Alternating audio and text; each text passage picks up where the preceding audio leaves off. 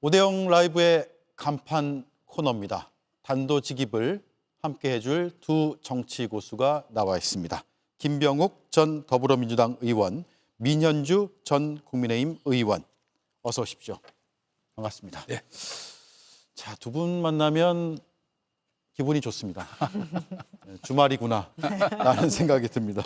네, 불금입니다. 예, 불금인데 오늘 한번 토론으로 불태워 보죠. 먼저 이재명 대표와 김동연 지사가 만났는데 어떤 얘기가 나왔을까요? 이수진 앵커가 브리핑하겠습니다. 우리 손잡고 하시죠. 손 잡는 걸 좋아하시죠? 네, 그래야 진짜입니다. 이재명 대표와 김동연 지사가 손을 잡고 만났던 게 3년 전입니다.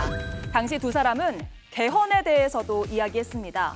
대통령에 당선이 되면 임기를 1년 줄여서 2026년에 지방선거와 대선을 함께 치르자고 약속을 했던 거죠. 자, 그리고 오늘 두 사람은 다시 만났습니다. 이 자리에서 김동연 지사는 작심한 듯 개헌을 완수해야 한다라고 말했습니다. 그러면서 이해가 안 된다, 유감이다라고 덧붙이기도 했었는데요. 하지만 이재명 대표는 별다른 답을 하지 않았습니다. 가장 유력한 후보가 유일하게 개헌 이야기를 하지 않고 있는 건데요. 언제까지 이런 기조가 이어질까요? 네, 김병욱 의원님. 네. 만남은 어땠습니까? 분위기가? 전에 들으신 내용은요? 식사를 안 한 게 좀 아쉽네요. 예. 네. 유일하게 티타임을 가졌는데 제가 그건 아직 확인을 하지 못했습니다. 예, 왜 하필 4시에 만났을까요? 네. 글쎄요. 아까 오다가 물어볼 거 하다가 너무 시간이 없어서 예. 물어보질 않았는데 아무래도 식사하면서 하기보다는 지금 오늘 김동연 지사가 좀 정색을 띠고 얘기한 부분 좀 있지 않습니까? 예. 아마 그런 부분들을 감안을 해서 예. 저런 상황 속에서 대화를 하지 않았을까라고 생각하는데 구체적인 이유는 아직 제가 확인 예. 못했습니다. 비교적 짧게 끝난 것 같아요. 네. 그러니까 김병욱 의원님 말씀하신 대로 보통은 식사하면서 반주도 하나 곁들이면서 얘기를 막 진지하게 나누죠. 그래야지 쌓인 감정도 풀어지고 뭐 앞으로 뭐 화합하자, 힘을 합치자 이런 모습들을 보일 수 있는데 오늘 발언으로 나온 거 보니까 모두 발언의 김동연 지사 발언을 보니까 아마 김동연 지사가 작정을 했기 때문에 식사보다는 티타임으로 하자 한 게 아닌가 싶고요. 네.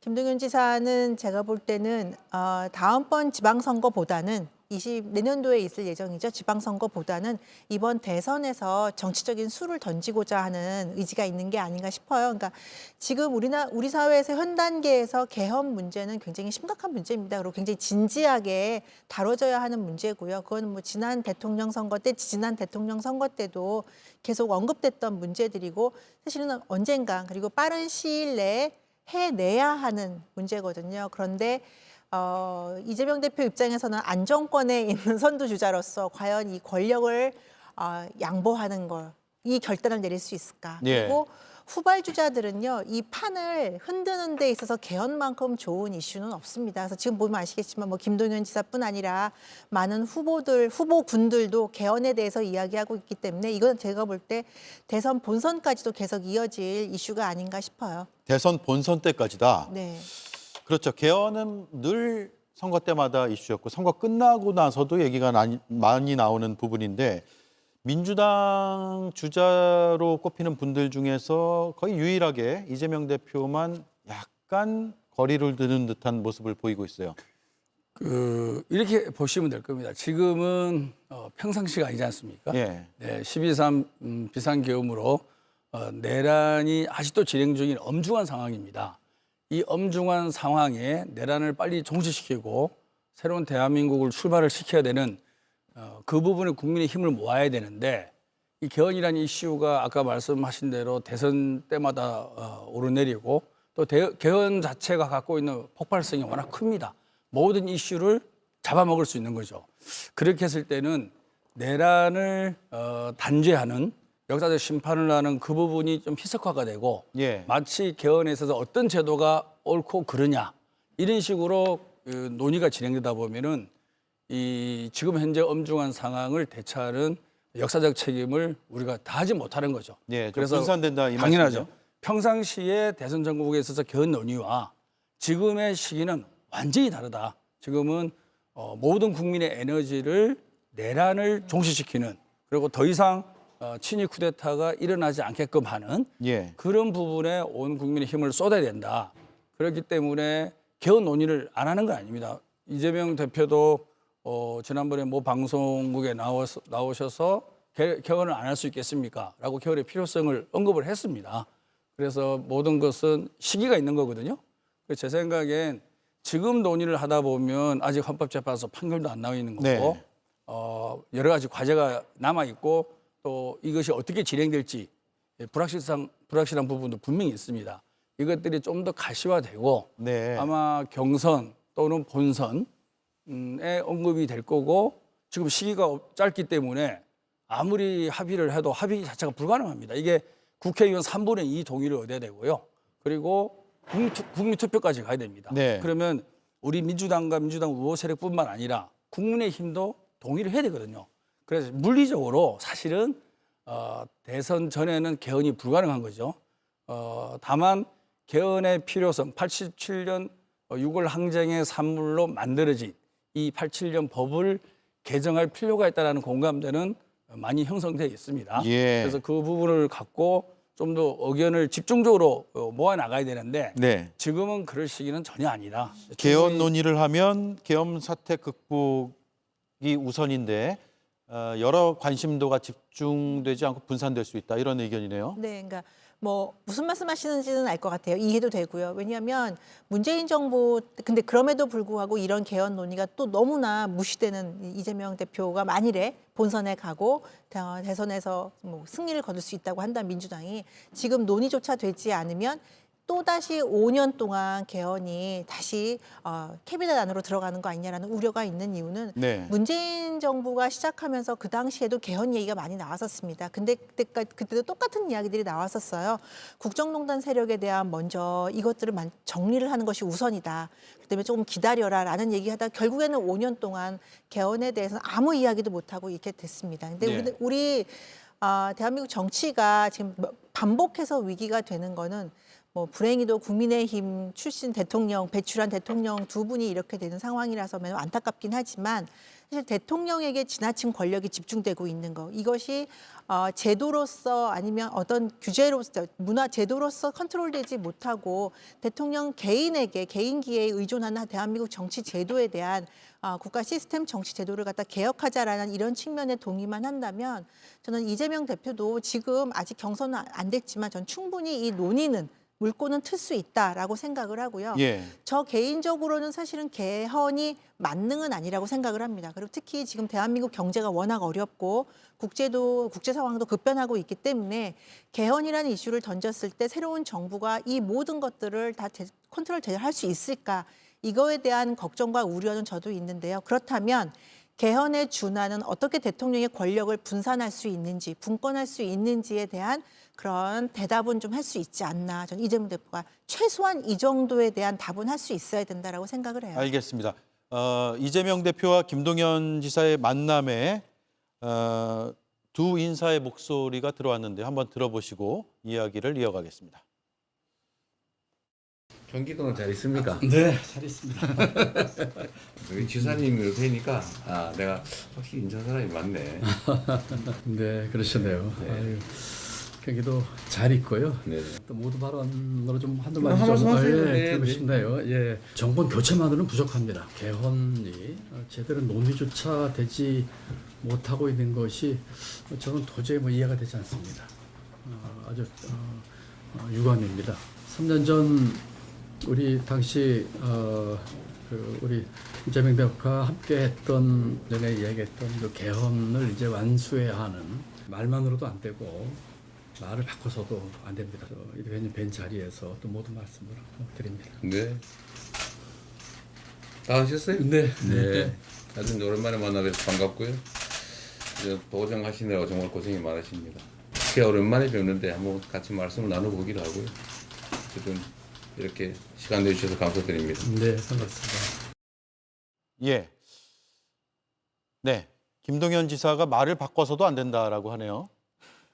지금 말을 바꾼 것으로 지금 보고 있다는 뜻이거든요. 아니죠. 그러니까 그게 사실 너무나 크게 넘겨짚는 건데요. 지금 이재명 대표의 공식 얘기는 개헌의 필요성을 인식하는 발언들을 많이 했습니다. 다만 지금 이 시기에 어느 제도까지 구체적으로 얘기를 하기 시작하면 끝이 없습니다. 예. 아시잖아요, 그죠? 사람마다 다 87년 헌법을 개정해야 된다는 것은 동의하는데 헌법이라는 게 대한민국의 정체성이라든지 국민의 기본권 신장이라든지 국가 권력의 분산이라든지 어떻게 기본적 질서를 만들어 갈 것인가라든지 다양한 내용이 함축적으로 담겨야 되는 거거든요. 예. 이게 또 완결성이 있어야 되지 않겠습니까? 근데 지금 이런 불확실성한 시대에 저런 논의를 한다는 건 저도 개인적으로 불가능하다고 보고요. 다만 이제 정치적으로 개헌을 매개로 해서 다양한 합종 연행이라든지 또 권력 분산 과정에 있어서의 제 세력의 참여라든지 이런 부분을 염두에 두고 얘기하는 부분들도 상당히 강할 것이라는 생각을 합니다. 네. 김동연 지사가 개헌에 관심 있는 건 알고 있습니다. 하지만 지금 사실 윤석열 정부 들어서서 한 2년 반이 지났잖아요. 개헌을 세게 드라이브 걸었다는 생각들은 별로 없을 겁니다. 간헐적으로 얘기했을 뿐이죠. 그러면 그 정도로 개헌의 중요성을 생각했었으면 좀 더 세게, 좀 더 확실하게 주장을 해오고 지금 다시 해야 진정성이 드러나는 건데 예. 과연 그렇게 했느냐라고 묻지 않을 수가 없고요.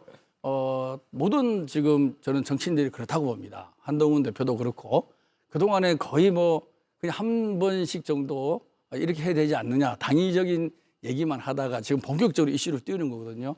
그거는 본인이 갖고 있는 비전이나 구체적인 대한민국을 이끌어갈 방책이나 이런 부분이 좀 부족하니까 네. 개헌을 매개로 약간의 자기의 존재감을 드러내고 그것으로 인해서 정치 참여의 계기를 만들기 위한 수단으로도 좀 해석이 됩니다. 네.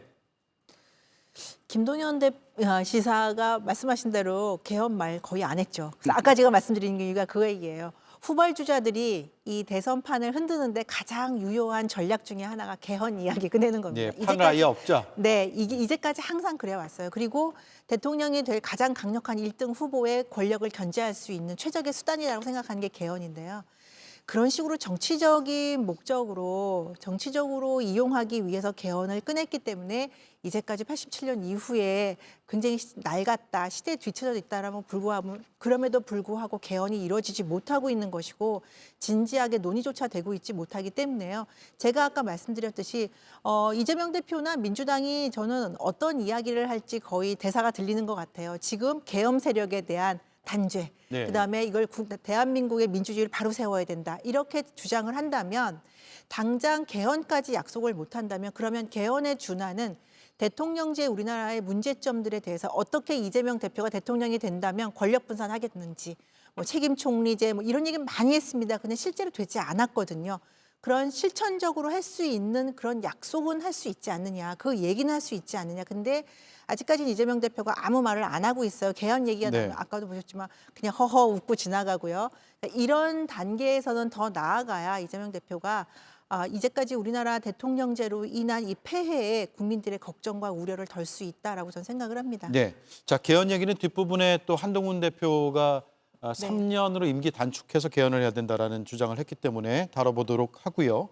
이재명 대표의 2심 선고 날짜가 3월 26일로 잡혔죠. 이에 대해서 이재명 대표가 어제 언론 인터뷰를 했는데 할 말이 많다라고 했습니다. 일단 들어보겠습니다. 하고 싶은 얘기 많아요. 거기. 개헌에 대해서 그럼요. 2심이 만약에 이제 1심이랑 비슷하게 나오면 저는 그럴 리가 없다고 봐요.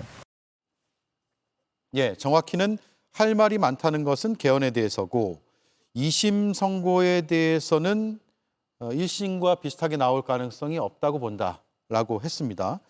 자, 일단 시점부터 보죠. 3월 26일이면 달력을 한번 다시 띄워보겠습니다. 3월 말이고 탄핵 심판 선고 가능성이 3월 둘째 주 정도로 지금 예상이 되잖아요. 11일 얘기도 있고 13일 얘기도 있고 물론 헌재가 아직 발표한 적은 없습니다. 조기 대선이 이뤄진다면 3월 26일은 이미 경선이 진행되고 있는 시점인가요? 보통 각 당마다 내부 규정을 어떻게 만드냐의 문제인데 저희 당은 한 3주 정도를 경선을 했습니다. 3주간 한다는 거죠. 3주간.